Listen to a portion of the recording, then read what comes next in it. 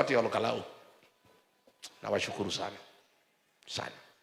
Unajua hao wabunge hawa ya Kagombe sasa ametoka huko, pongezi. Mimi nimekukubali, lakini utafute amani kwa hii watu. Mimi sina shida. Mimi ni Mkristo.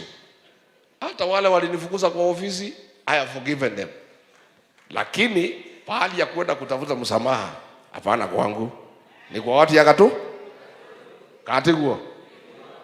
Unajua hao wabunge ndio walifanya Ruto atharau jamii yetu. Ametudharau sana. Saa ile aliwahonga kufukuza deputy president, amechaguliwa na wananchi. Wanamfukuza, wanahongwa, anaenda nyumbani. Na amechaguliwa na watu. Na anachunga interest ya jamii. Ruto akatudharau sana. Akatuita majina ati Wakikuyu, Waembu, Wameru ni malaya pesa. Hata wakipewa pesa wanaweza uza mama yao. Na alikuwa right.